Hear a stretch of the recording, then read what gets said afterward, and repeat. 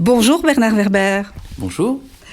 Alors, La prophétie des abeilles, chez Albin Michel, c'est un roman passionnant. Mais alors, quand je dis passionnant, c'est vrai, c'est un roman passionnant, on apprend plein de choses, et on retourne dans le passé. Et c'est ça qui me plaît, c'est de retourner justement dans un passé assez fascinant. Alors, René Toledano, il est prof d'histoire, il est devenu hypnotiseur de spectacle, avec Opal, sa compagne. Alors, un soir, il décide non pas de faire de l'hypnose régressif, mais explorer, comme il fait d'habitude pour explorer les vies antérieures, mais il va tester le futur. Et là, il va se passer quand même un truc incroyable, c'est qu'il va devoir sauver l'humanité, ou c'est presque ça.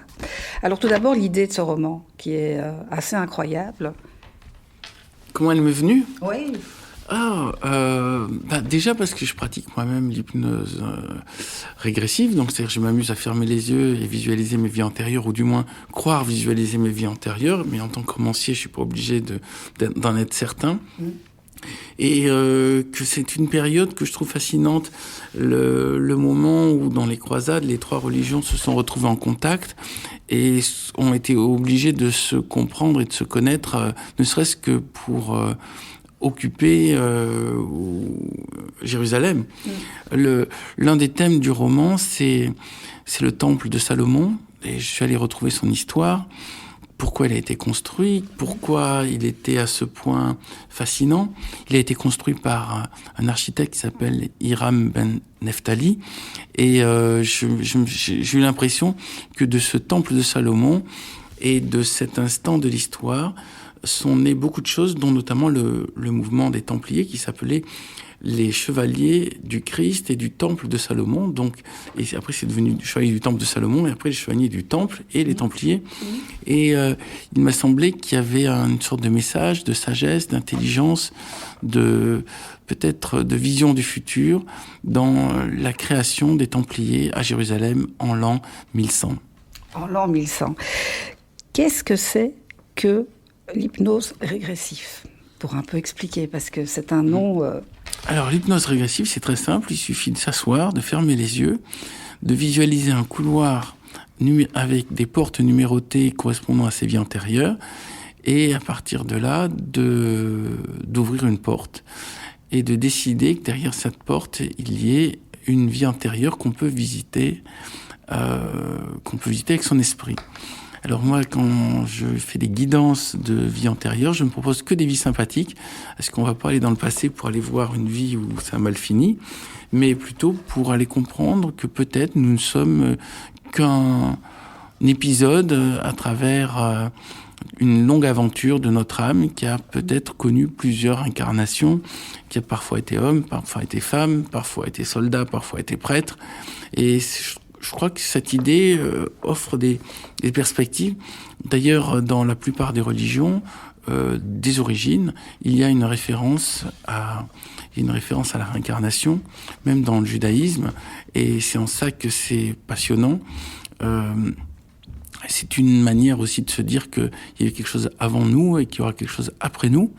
Donc, même si nous échouons complètement dans cette vie, on pourra revenir et essayer de faire mieux la prochaine fois. Alors justement, voyager dans le temps, est-ce que c'est une nécessité pour l'humanité ? On a toujours voulu remonter le temps, depuis toujours, et de différentes façons.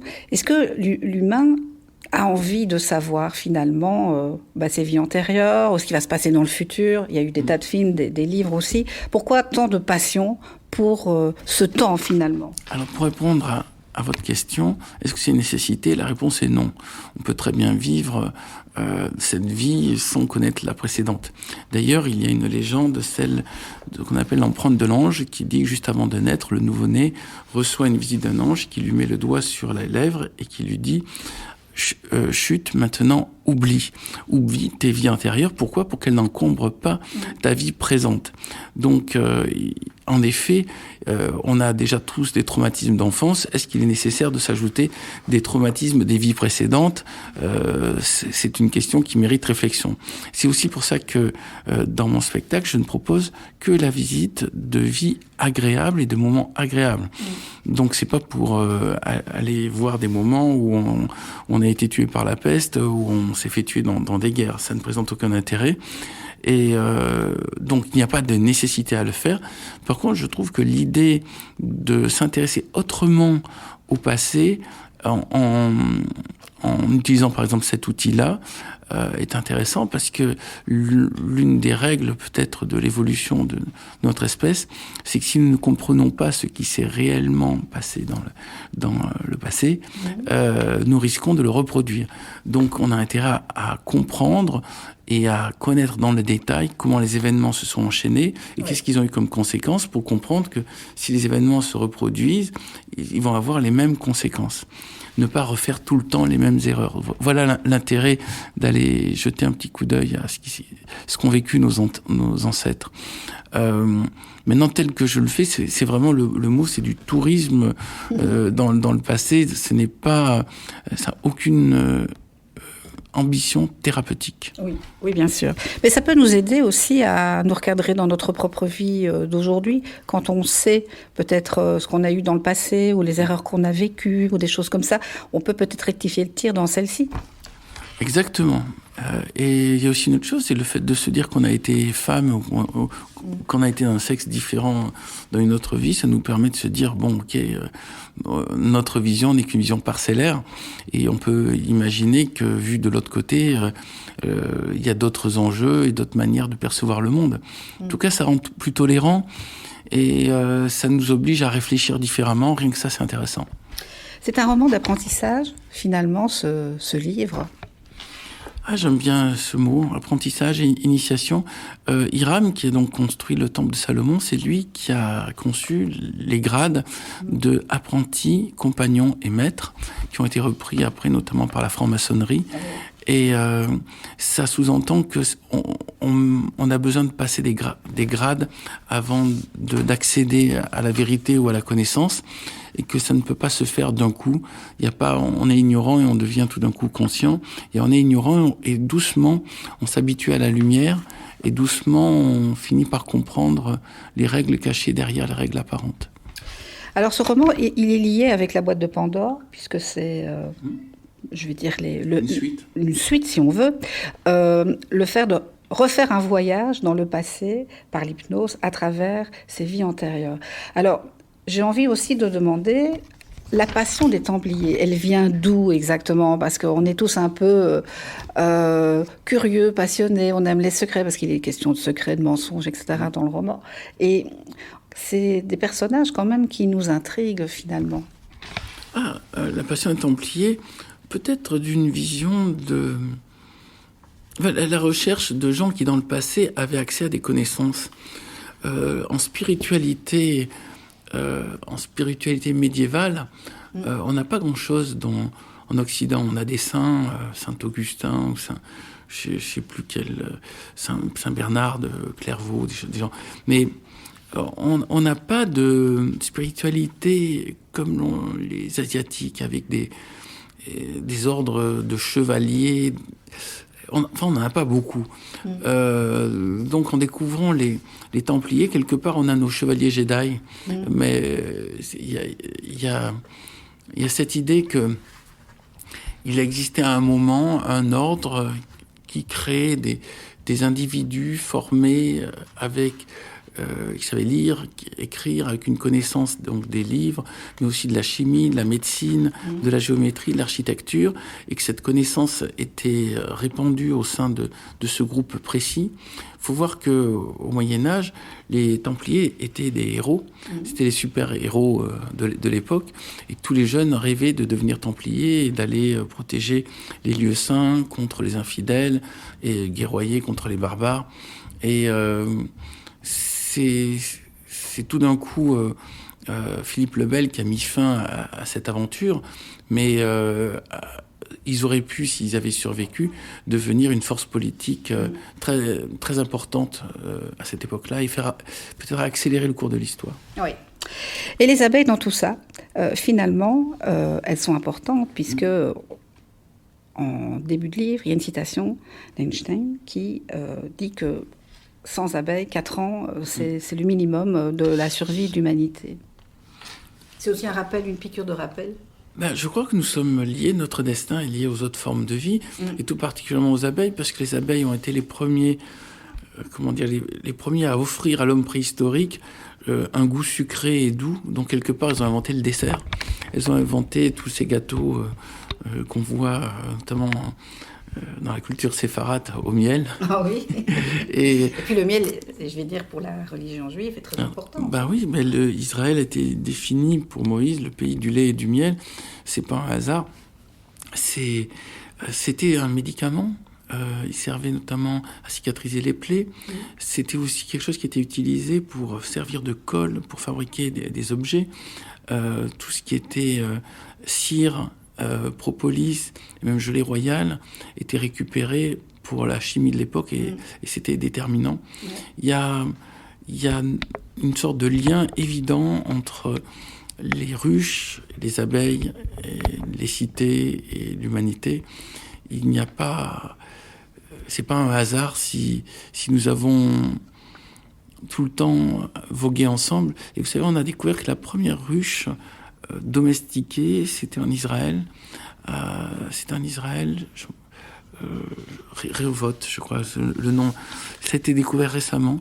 Ils ont découvert une ruche artificielle et il y a des gravures qui expliquent que déjà à l'époque, ils utilisaient ça et ça doit dater de plus de 3000 ans.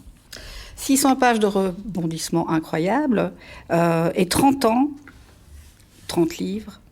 Avec le recul, je vais dire, de cette carrière, quel bilan faites-vous de tous ces livres finalement ?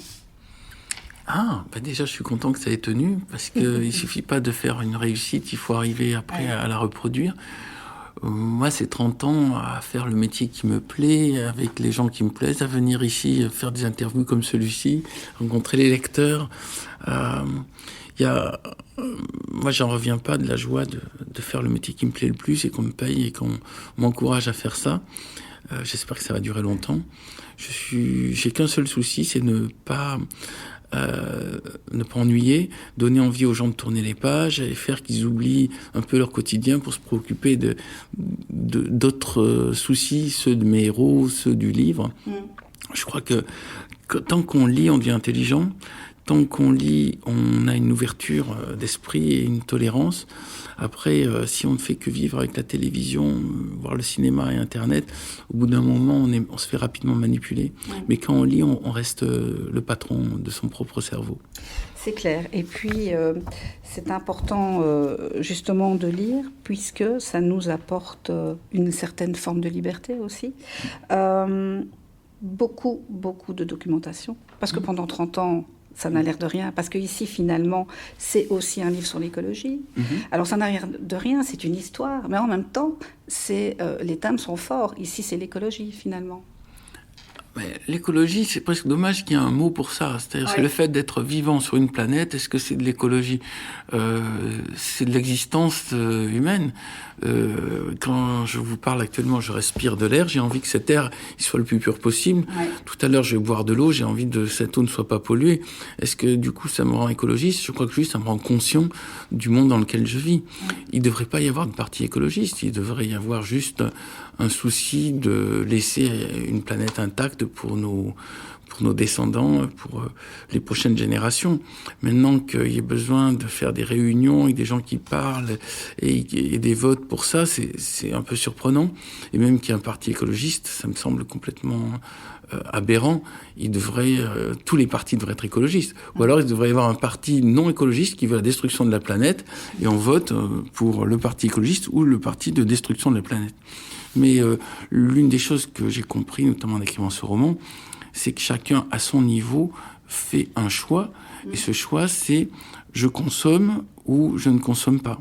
Mais il est évident quand on fait vroom vroom avec sa voiture, on va polluer. Il est évident que si on se fait livrer tout le temps des objets par Amazon, c'est du carton, et ce carton, ça vient des arbres, et ces arbres, c'est des forêts, donc ça veut dire qu'il y a des forêts qui sont abattues. Il y a une prise de conscience à avoir, tout simplement, que notre génération est en train, à son niveau, de faire des choix, et que ces choix vont être déterminants pour la survie ou non de notre planète dans les quelques dizaines d'années à venir.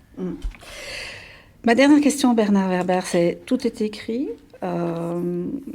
ou alors on a notre libre arbitre. C'est notre destinée, on peut la changer, ou alors c'est comme ça et on a cette ligne droite qu'il faut traverser?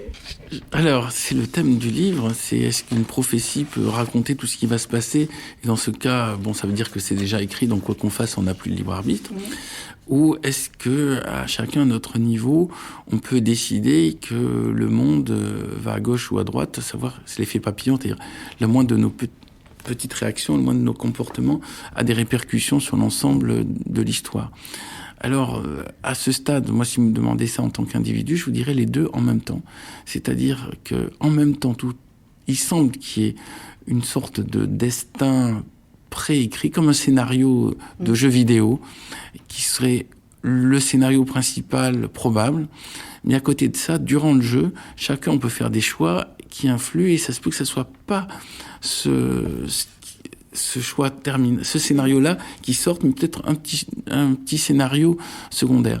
Et j'espère qu'on a un libre arbitre, et que donc chacun à notre niveau, on peut influer l'histoire du monde, mais ça veut dire aussi que du coup on est responsable de ce qui va se passer. Vous savez, en fait, si tout est écrit, ça veut dire qu'on est irresponsable. C'est parce que c'est écrit que ça se passe. Mais si tout n'est pas écrit, qu'il y a un libre arbitre, alors ça veut dire que c'est nous qui allons décider de la suite. Et dans ce cas, il ne faut pas se tromper. Donc ça nous oblige à réfléchir. Et j'essaie dans la prophétie des abeilles de donner des outils de réflexion. Merci beaucoup Bernard. Je rappelle le titre de votre roman, La prophétie des abeilles chez Albin Michel, et c'est vraiment passionnant. Merci.